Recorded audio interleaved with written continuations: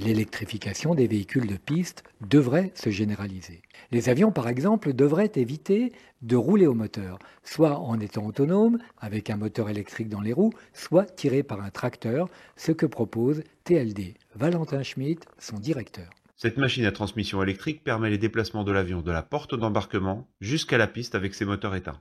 C'est une économie de 85% de carburant que l'avion aurait consommé durant le roulage. La consommation au sol des avions représente de l'ordre de 3,5% de la consommation totale de l'aviation commerciale. Le taxi-boat, rien qu'à Charles de Gaulle, va faire économiser jusqu'à 300 000 tonnes de CO2 par an. C'est autant que le périphérique parisien. La dernière véritable rupture dans le transport aérien a eu lieu il y a 50 ans pour le Concorde. Il est temps de remettre en vol une merveille technologique, non plus au bénéfice de la vitesse, mais de l'empreinte sonore et atmosphérique. On parle d'avions électriques, de transport de passagers pour 2035, probablement pour des liaisons courtes et de petite capacité.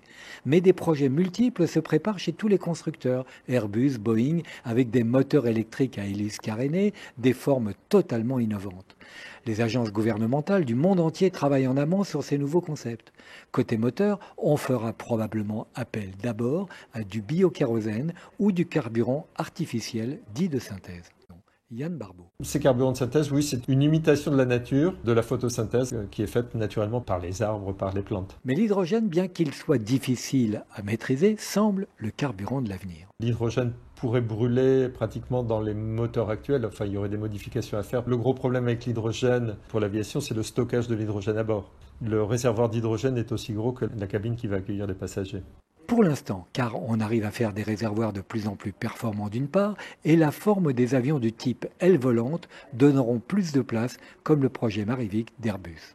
Les drones sont devenus une industrie importante dans le milieu aéronautique, qu'ils soient pour la défense, pour aller faire la guerre à des milliers de kilomètres, ou faire de l'observation ou du contrôle de police, ou encore dans la livraison. Yann Barbeau. La crise a vu aussi l'intérêt des systèmes de livraison à domicile et donc les livraisons par drone. Je pense que c'est quelque chose qui va se développer. Des drones aux taxis aériens automatiques, il n'y a qu'un pas. On le voit déjà pour les voitures, mais se posera alors la question du degré de confiance des passagers qui penseront y a-t-il un pilote dans l'avion? Ou encore, comme pour les voitures, évaluer les risques et les responsabilités.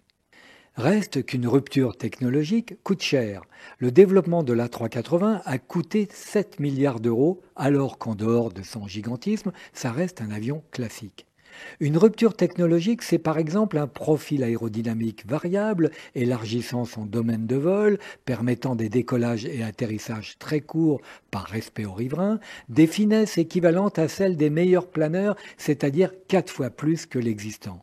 Des motorisations électriques silencieuses, des matériaux encore plus légers et résistants, tout cela demandera un investissement significatif que seul Airbus, aidé par l'ensemble des États européens, pourrait assumer. Sinon, les Chinois ou les Américains nous laisseront au bord du chemin. Une dernière chose qui nous fait rêver, même si le marché reste marginal, je veux parler du dirigeable. Le projet le plus abouti est celui de Flying Wells, un constructeur français qui peut transporter des charges très lourdes au-delà des possibilités des hélicoptères.